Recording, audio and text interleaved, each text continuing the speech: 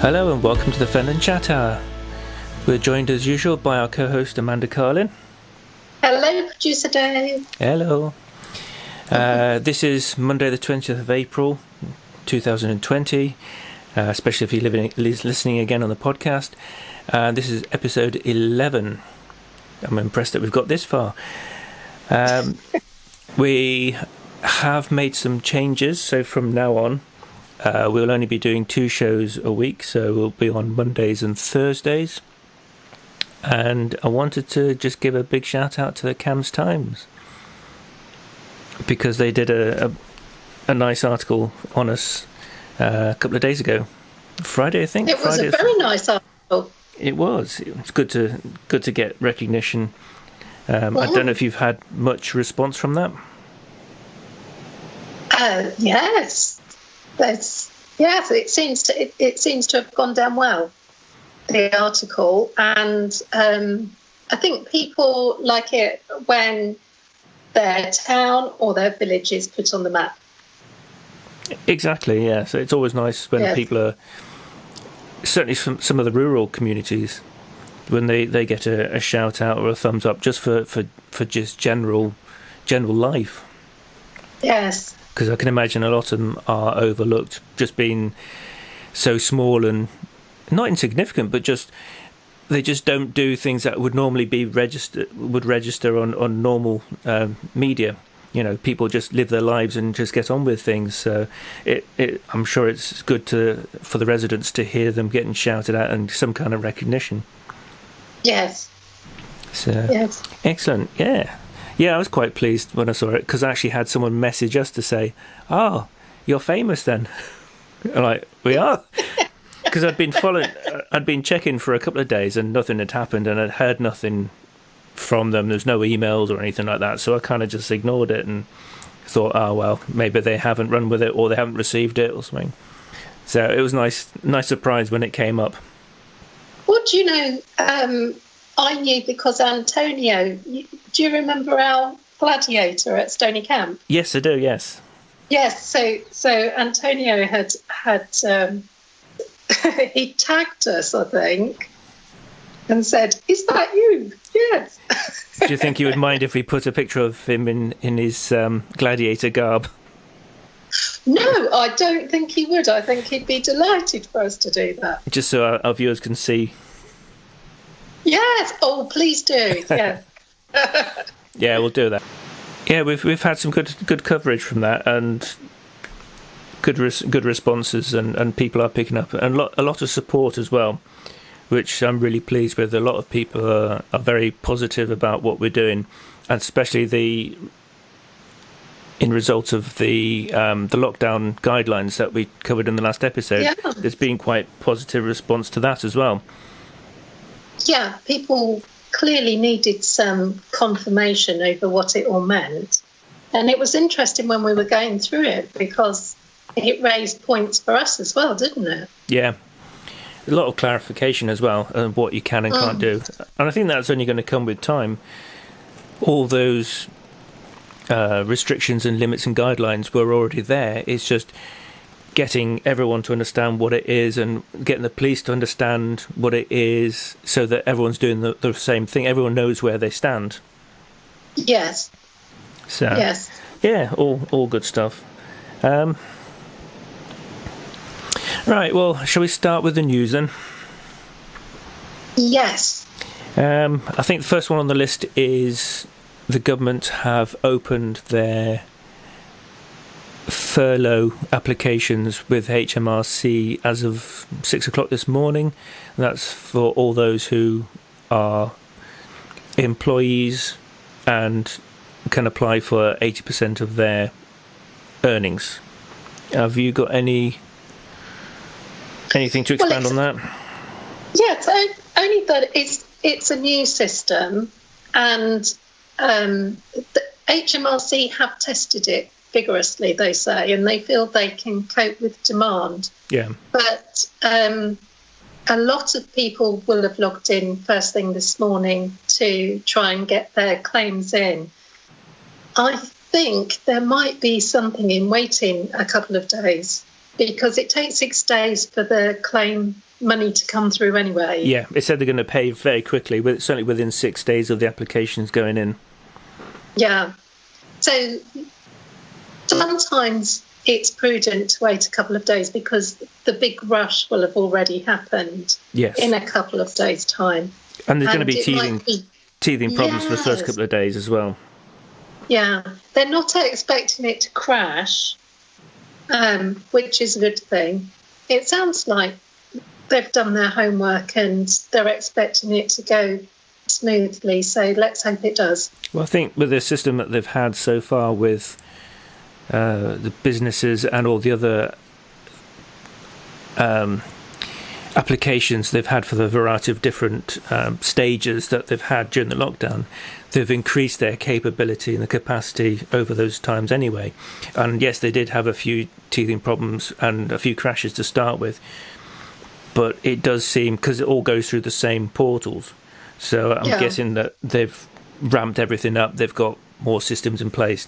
So hopefully this should, fingers crossed, everything should run fairly smoothly. Yes, and it's not really something that we can report on because we're both self-employed. So it's not something we're going to experience ourselves. So it would be down to other people to let us know how they're getting on. I would love to know. I'd love to hear. I believe the claims that Fenland District Council did for business rates and the rural rate relief, scheme, they've gone exceedingly well. So they have, and I know someone who, although they weren't picked up in the initial sweep, because we mentioned about if you've not heard anything, then you've got the letters that you can submit to say yes, I'm here and I'm a business, and they've gone through the process and they've been accepted as well. So, and they will get their funding in due course as well. So, which is really good news. It is positive that the system is working. As long as either they get in touch or you get in touch, the process seems to be fairly straightforward, and the applications are fairly straightforward. Obviously, they've got to get paid, but the general point is that they have been accepted and payment should be forthcoming.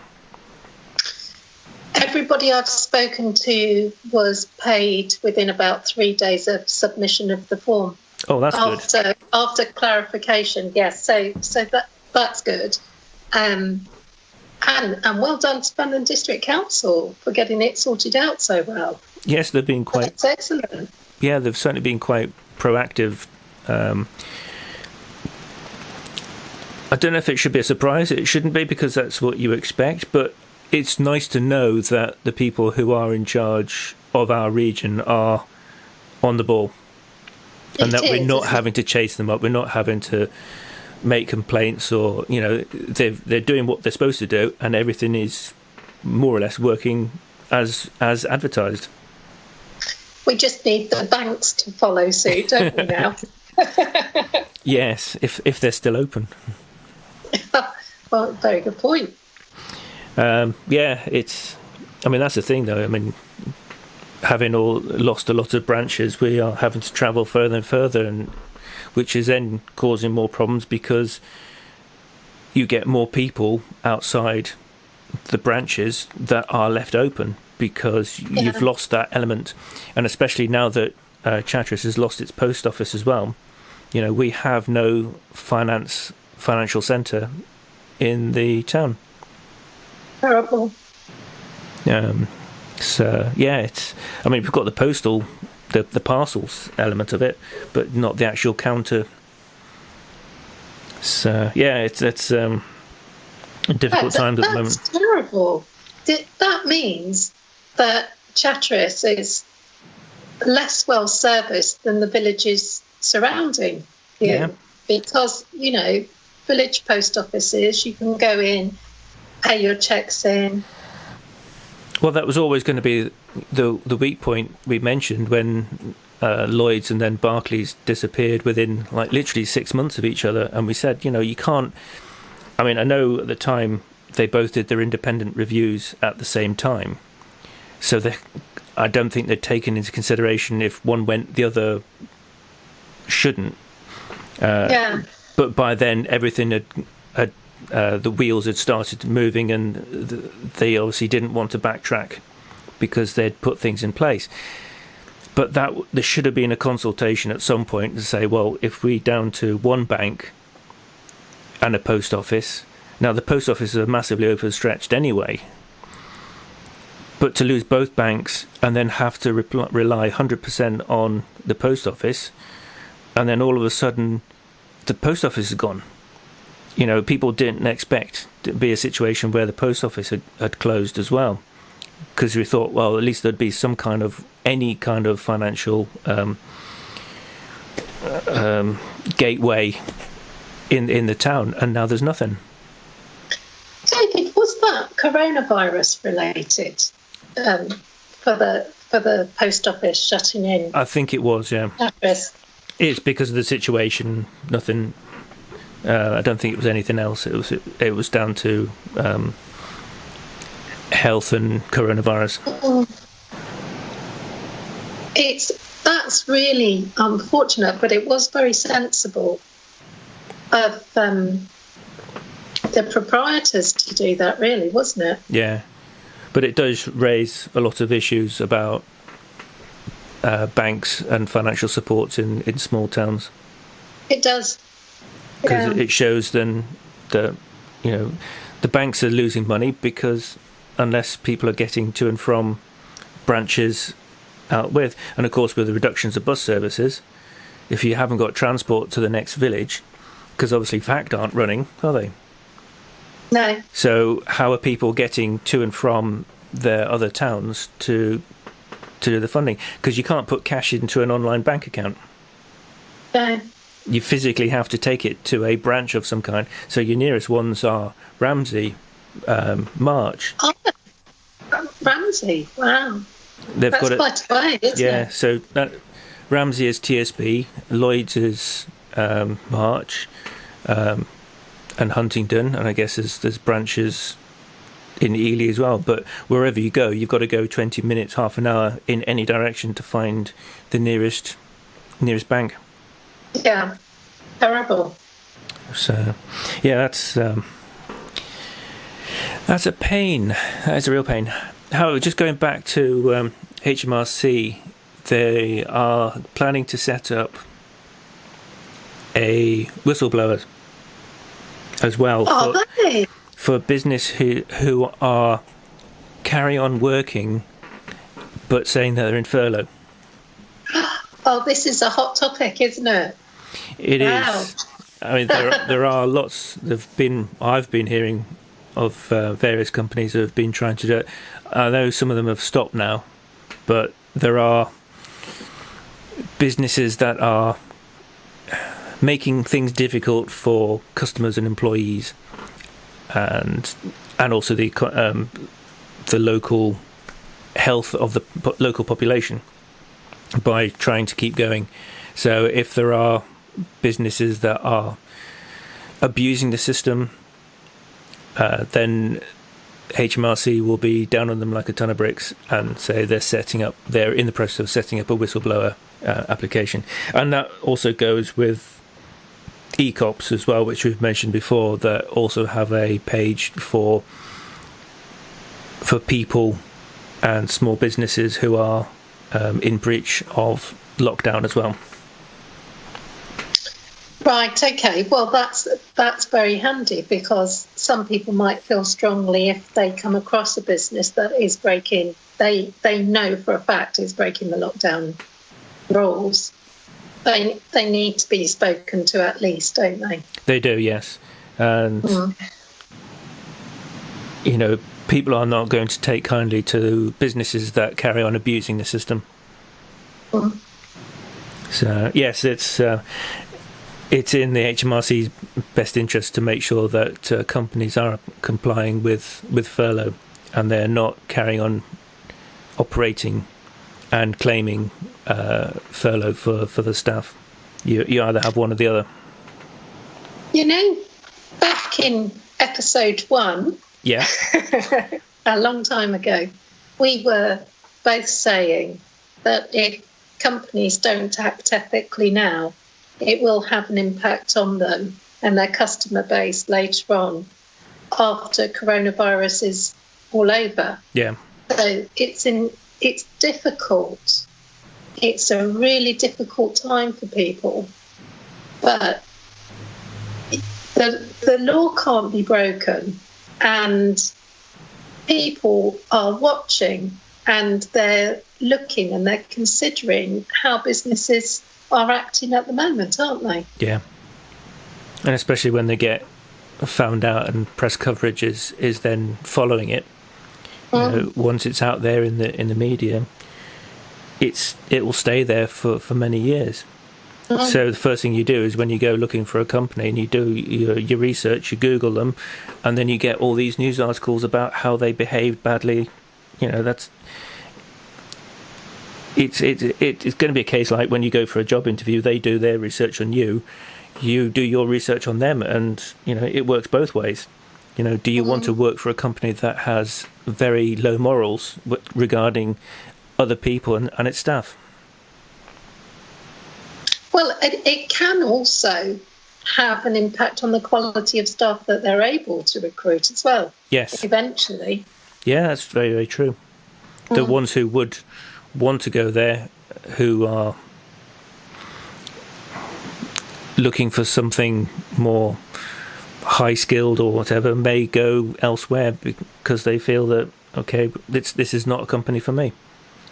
So talent and, you know, your future talent for the company could end up going to a different town or a different business. So yes, it will hurt them in the long run. It will.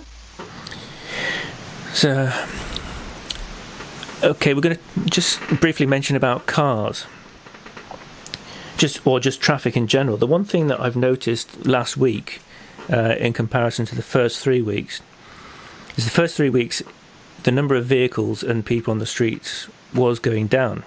It got quieter and quieter and quieter. Last week, it was almost like nothing had changed regarding the virus. The traffic has just skyrocketed again. You know, I think even on the Clap for Carers, at least 20 cars went past within a couple of minutes that we were on the doorstep. And there's a lot of people who are making unnecessary journeys. They're using the cars unnecessarily. I know for a fact that there are people who are using the cars for multiple journeys during the course of the day. Now, you're not telling me that every single one is essential. Not just one trip. Not just one. Well, even if it's one trip for work and one trip for fitness or health. Yes. So at least two, or a minimum of three, or a maximum of 3 trips. Because if you go shopping, but you're not going to be shopping every day, and you're not necessarily going out to exercise every day. So, you know, at least, or a maximum of 2 trips per day.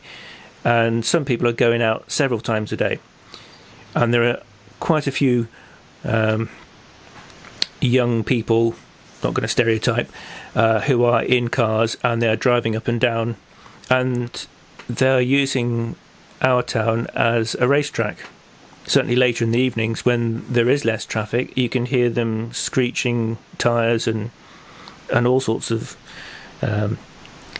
not the normal sounds you'd associate with someone driving through at 30 miles an hour. There's a lot of speeding, there's a lot of unnecessary back and forth, you know, and just general people out and about going back and forth unnecessary. Yeah. That's interesting. Doris has mentioned that, actually. Oh, is she? Yes, she has. It's very, very interesting. Well, shall I say? Shall I tell you? Well, we'll wait for Doris's bit when she can. We'll wait for Doris's bit. Yeah. But Doris is on the ball. Yes, she is. But this ties in with half a dozen car crashes that have happened over the Fens area. There was one Friday or Saturday. There was a white car that allegedly swerved to avoid a cat, Now, if he was doing 30 miles an hour in that residential area, there is no way he would have done that much damage. And he would have been able to stop if he saw a cat. I think there's a lot of questions about that. That photograph of the vehicle, how on earth did it end up there? I mean, the mind boggles. It really does, doesn't it's it? lucky that no one was hurt. Yeah, apparently there was an animal in the car. Was there? Somebody put on Facebook there was a little dog, and the dog was fine. But, poor animal. Was the dog driving the car and it was chasing the cat? It's the dog's fault. Yeah. But there's various. I mean, there's pictures in Wisbech where there's cars upside down, and there's all sorts of cars in ditches, and people driving too fast, not paying attention to the road, treating it like racetracks and things, and that's what happens. Wouldn't you hate it if a car landed like that on your property? No. It would just be awful. There's enough going on without your house being impacted. Well, there's been houses that I've seen where they've been hit by a vehicle and it's taken them 18 months to get the house, first of all, get the insurance payout, and then getting the builders in to get the surveys done, and then getting the house rebuilt. It's not just like a quick fix. You do something, 2 seconds of your life where you lose control and you cause all that damage. They've got to live with it for 18 months before they get their house sorted. It's a massive disruption just because you've been a bit of a... Yes. bit of an idiot. Yeah. A COVID-idiot. Yes. So, yes. If you're out and about, don't drive unnecessarily. Don't go out more than you need to. Stay indoors. Stay at home. I don't mind. I've not got a problem with key workers and people who need to go to work, to drive to work. That's a fact of life. That has to happen. But I'm sure there are a lot of people who are going out just because they're bored. There's this 4 weeks into lockdown and like, oh, what should we do? Oh, we'll just go out for a drive because we're bored and there's nothing else to do. That has to stop. Well, David, something is happening. When you look at social media pages and people are saying, please just stay home and only go out if you absolutely need to. Yeah. So, for whatever reason. And then people are saying, oh, the sooner we get back to normal, the better. Why has this apathy come in and thinking, well, if we just disregard the lockdown rules, we can get back to normal quicker? Yeah. When a quarter of the world's airports are closed completely, this is serious. Yeah. It's not a joke. And I don't understand why people are suddenly thinking, oh, it's business as usual, we can carry on. We can't. Our schools are closed. Yeah. And you can't go and visit a loved one when they're in hospital. You can't grieve properly when somebody passes away. These things are really serious, and they're being ignored. I mean, that's the thing. All the other... these are stats from a few days ago, but most areas in the UK, the number of cases has started to fall, except in the east. Really? It's still going up. Okay, I didn't know that. That's a couple of days ago. Yeah. And I think they said like 222 deaths in Cambridgeshire alone. Now, I've not been able to find the stats to find out what's happened since then. But I know that, East Anglia is still on the rise. Everyone out of London and the north east, northwest, they're starting to come back down slightly. They've gone past their peak and things are beginning to be more manageable. But here, and it sort of ties in with this disregard for taking this seriously. Wow. You know, as we're going to say, 16,000 people have died. If you take that, what did I say? Last week we had a run of 800 people dying each day in the UK. Now, to put this into perspective, Chatteris has got, 15,000. I don't know what the current totals are, because we've not had a proper census for a while. But that's like 2 weeks. 800 people. If 800 people died in Chatteris each day, then the entire population would be dead within 2 weeks. At what point are people actually going to realise that this is a disaster? This is a disaster waiting to happen. And there are cases in Chatteris and all the other towns. There are cases where people have got coronavirus. Yeah. Oh, yes. I'm shocked because I know people now. I didn't know if I would know anybody, so I personally know people. And you just sit and worry and think, and you read about how the virus takes over the body, and you're thinking, oh my word, those people are experiencing that. It's a horrible thing. It is, you wouldn't want anybody to have it. So it is quite horrific when you actually start listening to what they say and start listening to those who have recovered and what they've gone through. When it's, there's going to be a few people that have a slight temperature and a bit of a cough for a bit, and it is a bit like a flu symptoms for some people. But if they get the whole blown thing when they end up in ICU, it's horrific. People are fine one day and they're gone the next day. It is so fast. This thing happens so fast. Exactly. And then you take it one step further, and I know we've concentrated a lot as a nation on the NHS, but,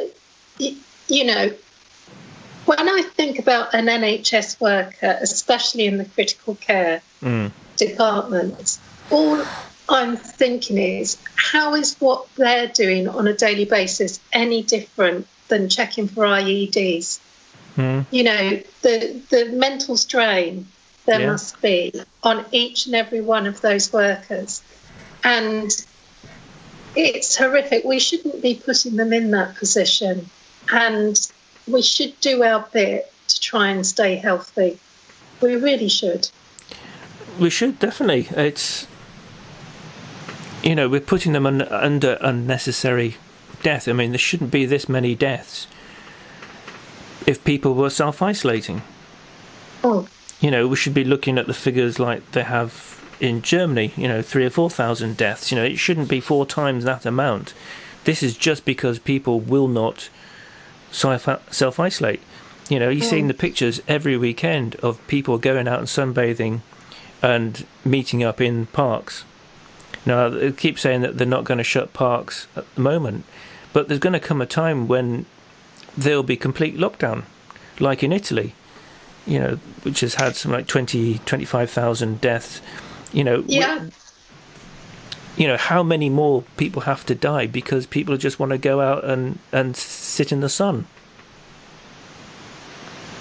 I don't know, but I hope that having this conversation helps people think twice. I hope so. Yeah. Because it is so frustrating.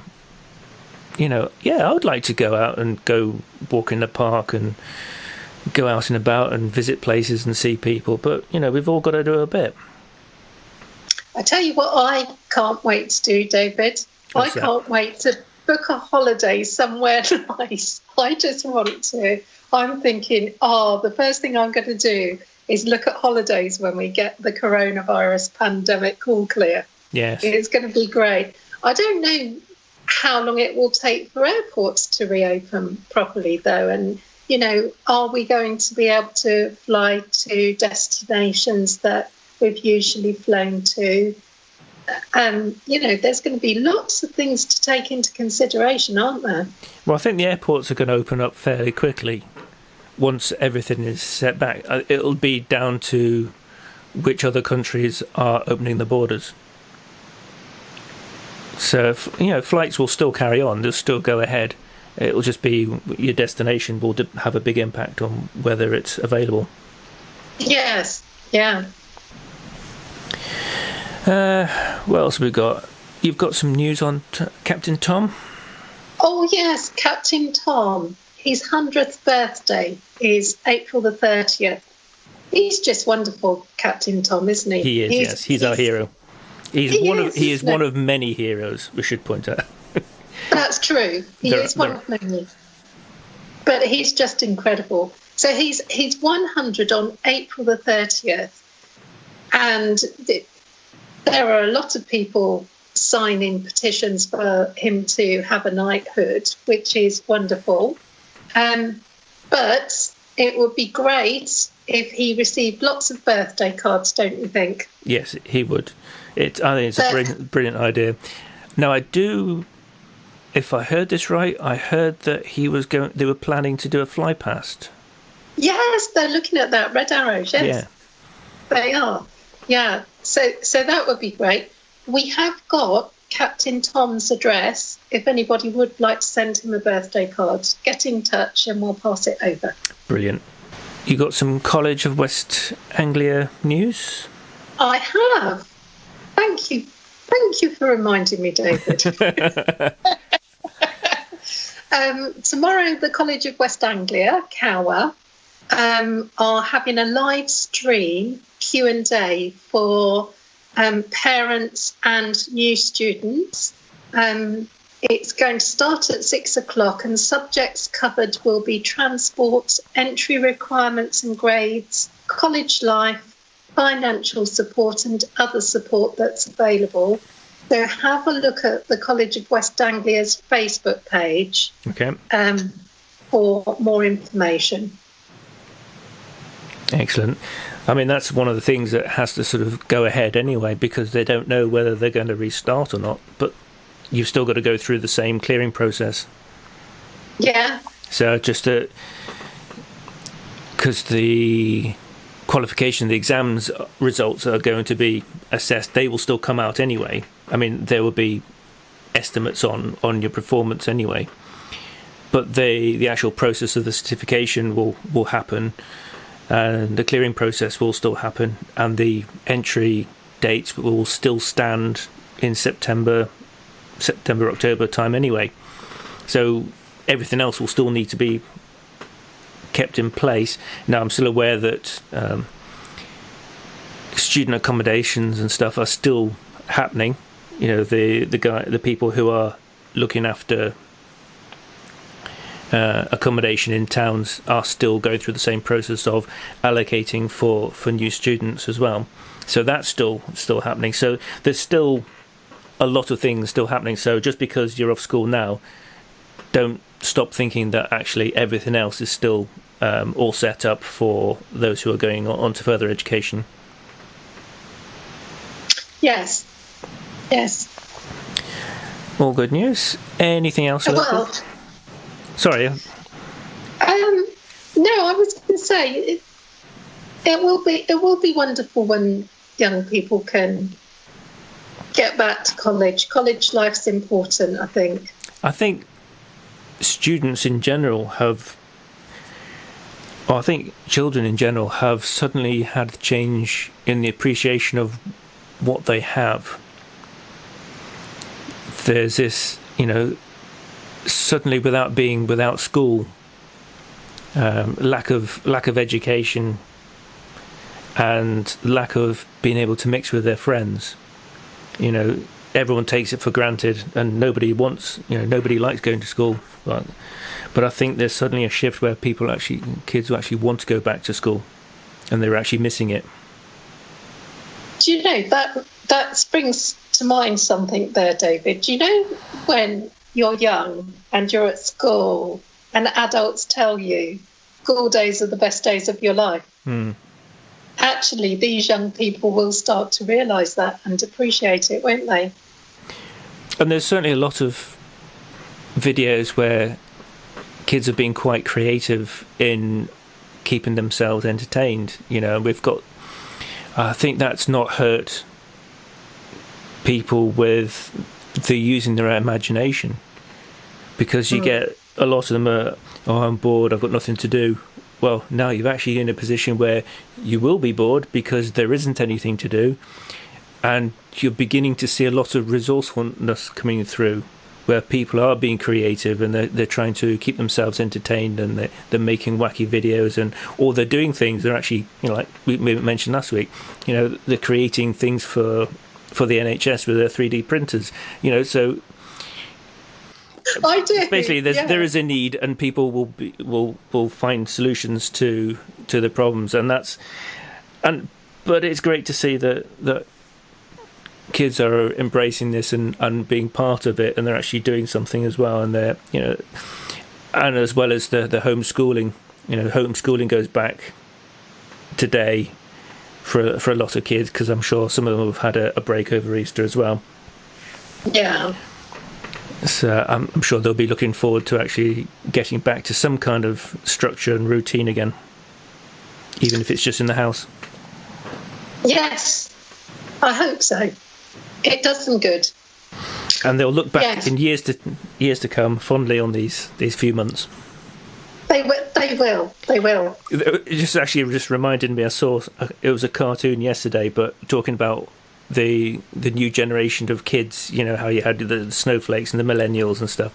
These ones are going to be called the Coronials.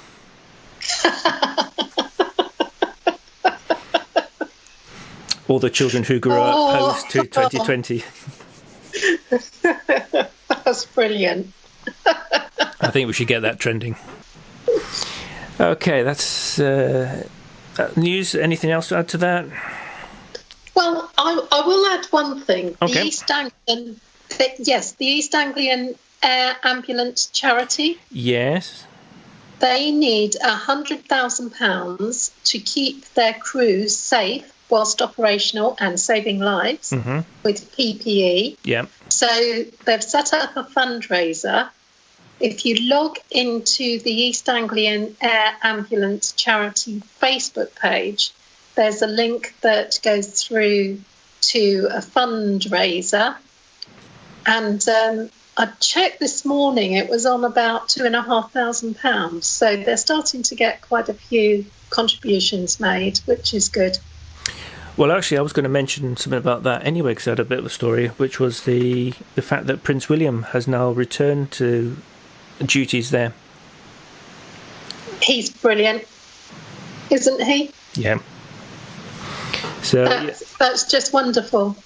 So that's excellent news. I think they announced it on the 11th of March that he would return, because they are desperate for staff, like any other business and any charity organisation. They can only work with the people they have, and if they're going down sick as well, then they need to have spares and resources as well. So yes, it heard that. I think it's this week he's going back, or I think it is this week. Yes. So it's going to be nice to have him back in the air again. Yes. So there you go. Some of your contributions might go to keep Prince William safe. That would be wonderful, wouldn't it? Would. The future king. Yes. Okay, well, stats this as of yesterday. Number of cases worldwide is about to reach 2.5 million. Oh. Number of cases in the UK as of yesterday was 120,067 cases and 16,060 deaths. Now, we did have a slight dip yesterday of over 500, down from 800, but that may just be a dip, because we had about 10 days ago, we had another dip where it dropped down. It may just be the legacy of something that happened a week ago. I don't know, maybe it was just sort of the way it was recorded over the weekend. I don't know what the Or maybe it is actually starting. Well, maybe it is a genuine case where there has been a drop in deaths. That would be good. But we're certainly seeing that if you go onto the wiki page for the statistics for coronaviruses in the UK, that they've now added the columns for cases recorded by the Office of National Statistics.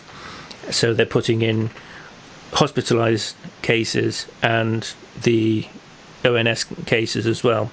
So at the moment, the last entry for them was the 4th of April, and that was about 2,000 more cases than those reported in hospital. So that was about 4,500 then, and they were reporting about 6,500. So that was 16 days ago. So obviously it's going to take some time to... Well, it won't catch up. It will just continue to stay a couple of weeks behind. Yeah. Wow. Food for thought, isn't it? It is. So, yeah. So, like I say, if it is, say, 600 or 700 on top of what we've got today, so we're looking at 16,600 maybe, and then add another 2,000 at least on top of that. You know, you're looking at 19,000 in total deaths in the UK at the moment. So, yeah, it's not nice. No. And every death is an unnecessary death. Absolutely. Okay, we'll move on to Doris, our daily Doris section. Thank you, David. What is Doris doing today? What is Doris doing today? Doris is reminding us that this week the bin rotation goes back to normal. So whichever day you usually have your bin collection, that will be the day of the week that your bin is collected, hopefully. Mm-hmm. And it's blue and brown bins this week. Yes, it is, yes. And that's the same for Chatteris as well. Oh, yes. I think we're the same across Fenland, aren't we? I think so, yeah. Yes. Doris has said, so following on from our earlier discussion, these are the words that she's put, so I'm going to quote. Doris said she thought that our discussion on the rules was very helpful in episode 10. Mm-hmm. But she would like to clarify some points. Okay. She says, please do not go out unless you have to buy essential items, fuel to collect essential items, if you're going to work because you cannot work at home, driving to a place of exercise, collecting prescriptions or food and prescriptions for vulnerable people. She says this means do your essential shopping driving once in the same journey as collecting your prescription, items for vulnerable people, filling up with fuel, post, and to a place of exercise. Well, that's it. That's common sense. I mean, we talked about individual cases, but yes, you want to minimise the amount of times that you are outside. So if you can do multiple trips or multiple things together, then that is the way to go. Yes, yes. And she says the exception is obviously people driving for business purposes. Yes. And she says if you stick to driving a minimal number of times per week, you won't overstep the lockdown rules. Mm-hmm. Remember the lockdown rules. This is what Doris says. Remember the lockdown rules. Yes, I think I'm going through about 1 litre per week at the moment. Yeah, you do. I am saving a fortune, I know. which is really good. It does make a difference. I think I filled up in the end of March, just after the lockdown started. I filled up the car, and I don't think it's actually budged from the needles actually moved. That is absolutely amazing. But that reminds me of a joke. Okay. So, The coronavirus pandemic reminds me of what it was like when I was 17, because the fuel was cheap, the roads were quiet, but I was grounded. The question was, what were you grounded for? I know. I was consistently grounded. There are too many reasons. I don't believe that. Oh, thank you. Everybody else did. Yeah, I don't actually recall being grounded anywhere. Really? I think I was always in trouble. Good. No, I just never got caught. Oh, you were very clever. Yes. Okay, well, we've talked about interviews, sorry. Normally we go to interviews. Was that everything from Doris? Was that? That's everything from Doris. Thank you. Yeah. No interviews today, but we are planning to interview some people lined up. We've got a bereavement coach that we're going to talk to, and we've got a lineup of a few others that we have. So we're just going through the process of getting in contact with them and arranging times to actually do that in the next couple of weeks. So that's more details to follow. Yes, it's very exciting. So once we have the interviews, we can then give you a list of who's coming up. So we'll give you more information as we have them. Life of lockdown, we've talked about Prince William, which is great news. Now, one thing that has been a bit of a hot topic is migrant workers in the UK. That seems to have set off a lot of people, which is unnecessary to start with. But basically, about 3 weeks ago, the government got in touch, made an announcement and said, because we're going to be short of workers this summer, we need to have people volunteer to work on the fields. Well, not volunteer, but to put themselves forward to work on the fields during the start of the picking season. And it didn't matter whether you were, if you were on furlough. So even if you were currently working but in furlough, so you had time available, and if you're a student or if you were just interested in doing the job, and that was put out.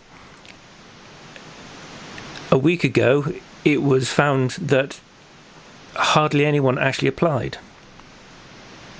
So the government then made the decision that we needed to get migrant workers who normally work over from East Europe to fill in the gap. And the first plane arrived yesterday with the first 150 workers. Now, they've all been checked, they've all been tested, and they've made sure that they're all coronavirus free, and they've all come to work in East Anglia area. They're also coming over here to train the people that are going to be working in the fields, because that's what they do. They have year-on-year experience, so they know how to run the field picking efficiently. So that's their expertise. So they're coming over and they're working with us and also training. But the backlash that we're seeing on social media, on the discussion pages in the local areas, it's just appalling. It's just, we've got back to this, they're coming over here, they're doing our jobs, and then they've got the other ones that are saying, why are they coming? We should be allowed to do these jobs. Well, this is the whole point. Everyone in the UK was asked to volunteer their time to work on the fields, and nobody, or next to nobody, has applied, or if they have applied and they've been refused for certain reasons. But they haven't met the quota. There have not been enough people volunteering to do this work. So you can't then complain if other people are coming in to do it. You've got that situation again. You either get off your backside and go and do it because you're allowed to, and you can go and work outside in the nice weather and get paid for it and help your local economy. It's a win-win. But people are quite happy to just either moan about it or not do it. Mm. Yes, it's fascinating. Well, some of the comments that I saw, David, people seem to be of the understanding that the migrant workers that have come in aren't being tested, and that seems to be a problem. Then there have been coaches with people in that have been spotted, and they don't know if they're migrant workers or not. Mm-hmm. But the physical distancing rules haven't been adhered to. So there's misinformation out there. Well, if everybody has been tested when they've got on the plane and they've all been cleared, then that shouldn't matter. Yeah. But I know that I think it was EasyJet have said that they've blocked off the middle seats of the planes anyway. So even if they're flying, they're putting in distancing automatically anyway. But yeah, unless you actually know for definite those buses were. But then if they're all together, all travelling together, and they're all clear, then it really makes no difference. That's a good point. So it shouldn't matter whether they're all together on the bus, because they're all not. They don't contain it. If you don't know the history, the medical history of the people, then yes, you need to quarantine or you need to use social distancing because you don't know what the other person's gone. But if everyone has been checked, which they've said, and they've all been tested and they've all come, they're all clear, then it shouldn't matter. Because it's not going to suddenly spring up from nowhere. No, it's interesting. So, but yes, please appreciate the work that other people from other countries are doing to come and help us, because you can't be bothered to do it. Anyway, enough of that. I'm beginning to sound like Chris Moores now. Well, I'm having a Monday morning rant. When I was a teenager, we used to do potato picking and potato riddling. And it is really, really, really hard work. I used to be quite spoiled because the chaps, they used to walk ahead of me and they'd fill their baskets and then they'd put them into the trailer behind, and I would fill my basket. They'd automatically pick it up for me and put it into the trailer. I never. That's good. I was always so fortunate. Yeah. I mean, I've done. Go on. I've done the fruit picking. We should do raspberries and strawberries and things. So. Do you know what's hard about strawberry picking and raspberry picking? Yes. It's so hard not to, isn't it? Well, they actually said, we don't mind you eating them as you go along, but you learn very quickly you can only eat so many. You can't you? And then the novelty goes off very quickly as well. So yes, so yeah, they kind of just go, help yourself, because they know that you're not going to eat many. Okay, we'll leave migrant workers now for another time, I'm sure, but it's a story that we will come back to. Yes. But we'll just say that another charity has raised a call for desperate need for help, and that's Wood Green as well. So there's another. We've got the Raptor Centre, we've got Hamilton Zoo, and now we've got Wood Green as well. Wood Green Animal Shelter are desperately seeking resources, funding as well, because obviously I'm guessing they're in the same situation. They're receiving a lot of unwanted animals in this time as well, and they just don't have the capacity to look after. So yeah, if you can support them, if possible, and we'll add the list or add any others to that list when we come across them. Yes, absolutely. Believe you've got something to say about Posties? Oh yes, thank you. Thumbs up for postmen. So the post office are saying they would like to see photos of people's selfies done at an appropriate distance with their posties, to say thumbs up to Posties, thank you for all you do. And if you can't get a selfie with the postman or post lady, post woman, post person, please draw some thumbs up and put them in your front window so the post operatives see them, and they can appreciate that their work is appreciated by everybody.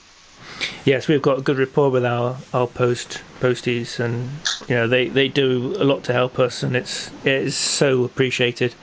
Quite often run down the street after them going, yeah. But yeah, they are really wonderful people, and they do go above and beyond to help everyone. They do.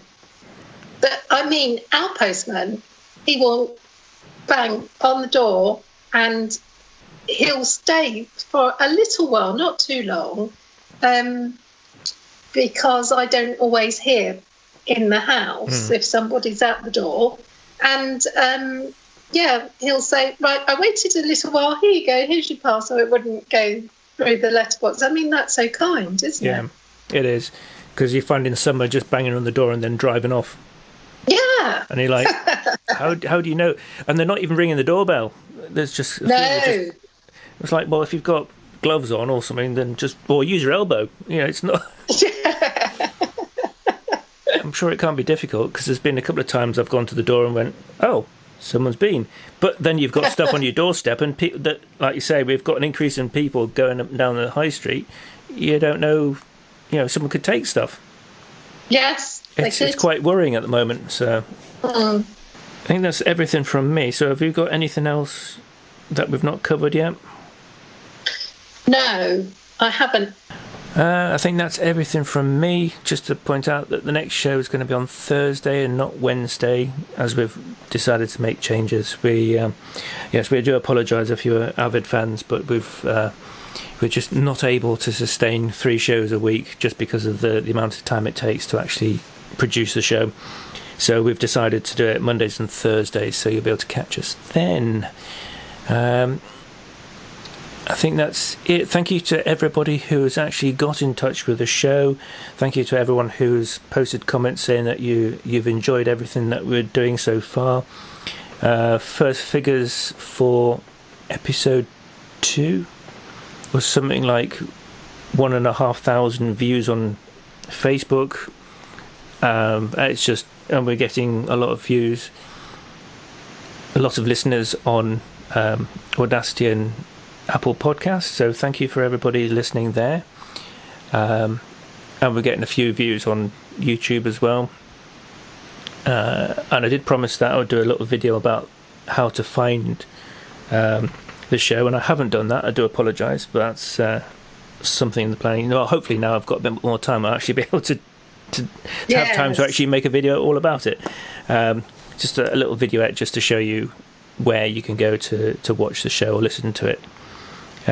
But yeah, everything, I'm not saying that it's perfect. We've just found a routine, and everyone seems to be enjoying what we've got and are fairly positive in their responses back. So we're just going to stick, unless people want changes, then we'll just stay with the format and go with it. Yeah, it's delightful, really, isn't it, to know that there are figures like that, and we are getting positive feedback. It's great. I mean, I say we kind of joked at the beginning that there was only going to be an audience of 5 people, and we've sort of exceeded that. But yeah, to want to put all this effort in for something, and the worry is that no one is actually going to actually listen to it or watch it, and it's a big commitment to do something like this on a regular basis, and I do appreciate you giving up your time to help doing this. And it's not something I could do myself. I think I would get bored just listening to myself. So it's nice to have somebody else to work with, just to give a sort of a balance as well. And thank you. And you've got more of the finger on the pulse on what's going on within the Fenland community as well. So I think I think we do a good job together. We do, yes. Yes. So, yeah, long. Well, I say long. No, actually, I don't say long may this last, because that's the whole point, is that this is only for the duration of the lockdown. So hopefully it doesn't last very long. You know, we appreciate and we enjoy what we're doing. You know, we will keep doing this for as long as the lockdown continues. But at the end of the day, you know, it will come to an end and we'll move on with our life. I mean, we may look at doing some kind of a weekly podcast or a weekly roundup or something like that in the future as a separate thing. You know, maybe even hosted from the same place. Yes. And actually have guests coming into the studio and actually talking, sitting around the table, and actually interviewing people, you know, in a different life. That would be really great, wouldn't it? It would be. There wouldn't be the upload delays then. No, we wouldn't. We'd actually edit the program there and then. It would actually, Yeah. it would make my life a hell of a lot easier. It really would, wouldn't it? Yeah, that would be good. Okay, well, I think that's everything from me. That's everything from you. Just say thank you for listening. Stay safe. Wash your hands. Wear rubber gloves. Whatever. Wear masks. Whatever you feel is going to give you peace of mind. Stay indoors. Don't go out unnecessary. And that's it from me. So goodbye from me. Goodbye. Goodbye.